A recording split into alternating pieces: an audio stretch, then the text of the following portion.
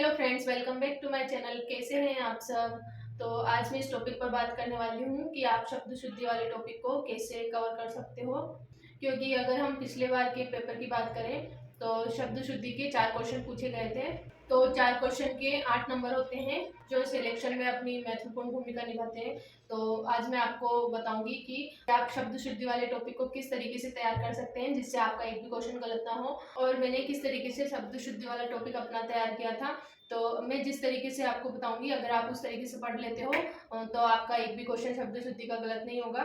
तो चलिए शुरू करते हैं। मैं बताती हूँ कि आप एक शब्द शुद्धि टॉपिक किस तरीके से पढ़ सकते हैं।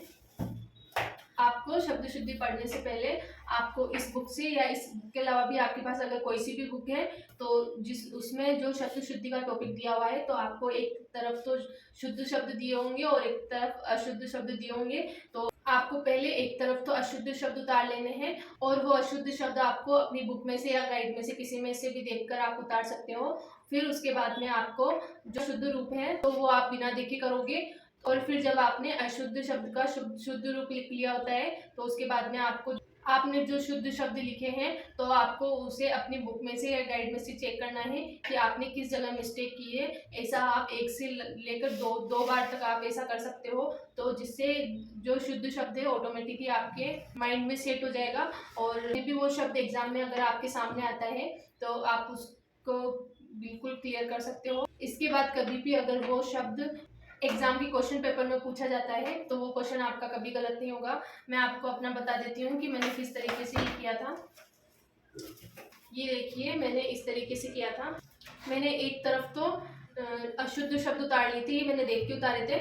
फिर उसके बाद में मैंने जो इनका शुद्ध रूप है उनको बिना देखे लिखा था। ऐसा मैंने 3-4 बार किया था, तो जिससे अगर अब मैं कभी भी अशुद्ध शब्द होता है उसको अगर लिखती हूँ तो मैंने शुद्ध शब्द की प्रैक्टिस की थी, तो इस वजह से शुद्ध शब्द का मुझे ये पता चल गया है कि कौन सी जगह हम कौन से मिस्टेक करते हैं। और जब हम एग्जाम देने जाते हैं तो हमें सभी शब्द शुद्ध लगते हैं। तो इस वजह से ये छोटी छोटी कमियां होती है जिनको केवल प्रैक्टिस से दूर किया जा सकता है। और इसके अलावा आप किसी बुक गाइड के अलावा अब तक के जितने भी पेपर हुए हैं और उनमें जो शब्द शुद्धि के क्वेश्चन पूछे गए हैं तो आप उनको भी इसी तरह सोल्व कर सकते हो। तो मैंने पीवाईक्यू के लिए जो दिशा वाली बुक आती है तो मैंने इसमें बहुत सारे क्वेश्चंस दे रखे हैं जो अब तक आए हुए हैं एग्जाम्स में। तो मैंने उनको भी इसी तरीके से एक तरफ अशुद्ध शब्द लिख लिए, उसके बाद में मैंने शुद्ध शब्द बिना देखे लिखा, जिससे आपकी हैबिट हो जाएगी शुद्ध शब्द लिखने की और आपका कोई क्वेश्चन गलत भी नहीं होगा। तो आप इस तरीके से एक बार ट्राई कर सकते हैं। आपको जो अशुद्ध और शुद्ध शब्द है तो आपको उनको केवल ऐसे रीडिंग मार के नहीं करना है, इसके अलावा आपको इसकी जैसे मैथ्स में प्रैक्टिस की जाती है तो सेम तरीके से आपको इसमें भी मेहनत तो करनी पड़ेगी।